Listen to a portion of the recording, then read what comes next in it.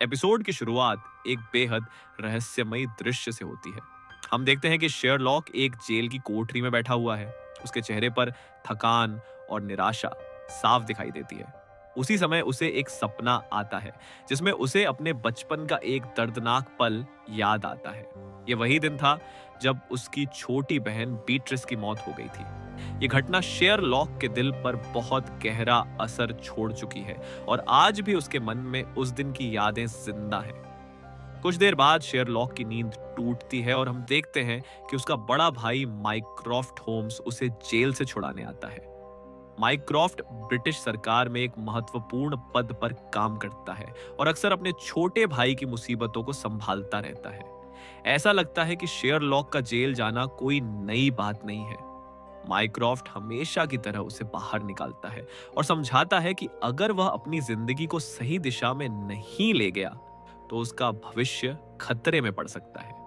इसके बाद माइक्रॉफ्ट शेरलॉक को बताता है कि उसने उसे ऑक्सफोर्ड यूनिवर्सिटी में दाखिला दिला दिया है।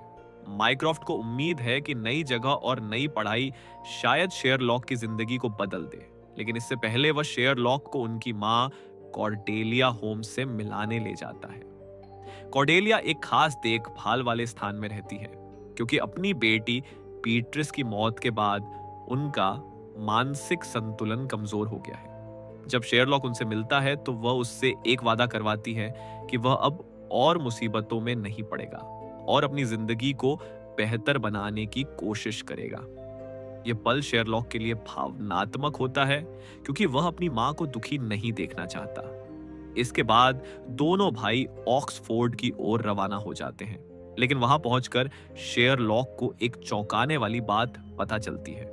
उसे लगता था कि वह यूनिवर्सिटी में एक स्टूडेंट के रूप में पढ़ने आया है, लेकिन असल में उसे वहां स्काउट के रूप में रखा गया है। स्काउट का काम छात्रों की मदद करना और उनके काम संभालना होता है। इसी दौरान कहानी हमें एक बिल्कुल अलग जगह ले जाती है। यहाँ हम चीनी राजकुमारी गुलन शोवान को देखते हैं। वो अपने काफिले के साथ यात्रा कर रही होती है। तभी अचानक रास्ते में कुछ डाकू उनके रथ पर हमला कर देते हैं। उनका मकसद राजकुमारी के पास मौजूद एक बेहद कीमती चीनी स्क्रॉल को चुराना होता है और संभव हो तो राजकुमारी को भी अगवा करना चाहते हैं। लेकिन राजकुमारी कोई कमजोर लड़की नहीं है। वह बहादुरी से डाकुओं का मुकाबला करती है, खुद को आजाद कराती है और उस कीमती स्क्रॉल को भी वापस हासिल कर लेती है। इसके बाद वह ऑक्सफोर्ड पहुंचती है, जहां उनकी मुलाकात पहली बार शेरलॉक से होती है। दिलचस्प बात यह है कि दोनों एक दूसरे से चीनी भाषा में बातचीत करते हैं, जिससे पता चलता है कि शेरलॉक की जानकारी और भाषाओं पर पकड़ काफी गहरी है। ऑक्सफोर्ड में एक और महत्वपूर्ण व्यक्ति है सर पुसेफेलस हॉज, जो यूनिवर्सिटी को एक नई इमारत दान करने वाले हैं। इसी दौरान एक और छात्र कहानी में प्रवेश करता है जिसका नाम है जेम्स मोरियार्टी। ये वही व्यक्ति है जो भविष्य में शेरलॉक का सबसे बड़ा दुश्मन बनने वाला है, लेकिन अभी के समय में मोरियार्टी और शेरलॉक की शुरुआत दोस्ती से होती है। दोनों जल्दी ही एक दूसरे के करीब आ जाते हैं और साथ में एक पार्टी में शामिल होते हैं। पार्टी के दौरान अचानक माहौल हिंसक हो जाता है और अफरा तफरी मच जाती है। इसी गड़बड़ी में शेरलॉक और मोरियार्टी भागकर यूनिवर्सिटी की लाइब्रेरी में पहुंच जाते हैं। वहीं शेरलॉक अपने नए दोस्त को वह रहस्यमयी स्क्रॉल दिखाता है जो राजकुमारी के पास था। दोनों उसे ध्यान से पढ़ते हैं और फिर वापस उसी जगह रख देते हैं जहां वह रखा गया था। लेकिन कुछ समय बाद पता चलता है कि वह स्क्रॉल चोरी हो चुका है।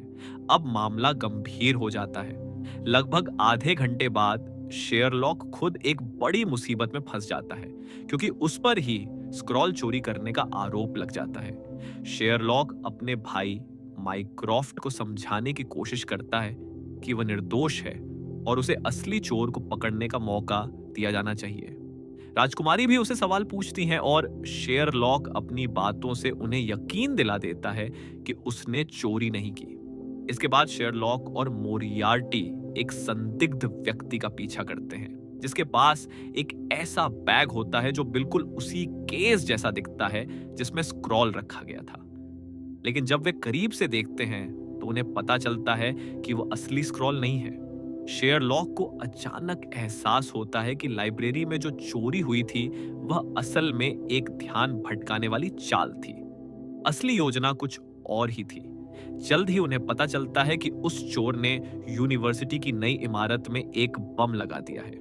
वह इमारत वही है जिसे सर हॉज ने यूनिवर्सिटी को दान किया था। शेरलॉक और मोरियार्टी बम को निष्क्रिय नहीं कर पाते, लेकिन वे इमारत की चिमनी के रास्ते अंदर घुसकर लोगों को खतरे के बारे में चेतावनी दे देते हैं। उनकी वजह से कई लोगों की जान बच जाती है। रात को जब सब कुछ शांत हो जाता है तो शेरलॉक और मोरियार्टी इस घटना का जश्न मनाते हैं। उसी समय राजकुमारी गुलुन शोआन कमरे में आती है और शेरलॉक के घावों की देखभाल करने लगती है। लेकिन तभी शेरलॉक अचानक बेहोश हो जाता है और उसे फिर से अपनी बहन बीट्रिस की मौत का डरावना सपना आता है। जब वह होश में आता है तो उसके सामने पुलिस खड़ी होती है और इस बार आरोप और भी बड़ा है। शेरलॉक होम्स को प्रोफेसर चार्ल्स थॉम्पसन की हत्या का मुख्य संदिग्ध मानकर गिरफ्तार कर लिया जाता और इसी चौंकाने वाले मोड़ के साथ एपिसोड 1 खत्म हो जाता है। अब सवाल यह है कि क्या सच में शेरलॉक ही कातिल है या फिर उसे किसी बहुत बड़ी साजिश में फंसाया जा रहा है? और अगर यह साजिश है तो इसके पीछे असली मास्टरमाइंड कौन है? क्या यह सब सिर्फ उस रहस्यमयी स्क्रॉल की वजह से हुआ या फिर ऑक्सफोर्ड यूनिवर्सिटी के अंदर कोई ऐसा राज छिपा है जो अभी तक किसी को पता ही नहीं चला? इन सारे सवालों के जवाब हमें मिलेंगे अगले एपिसोड में, जहां कहानी और भी ज्यादा खतरनाक, रहस्यमयी और दिमाग घुमा देने वाली होने वाली है।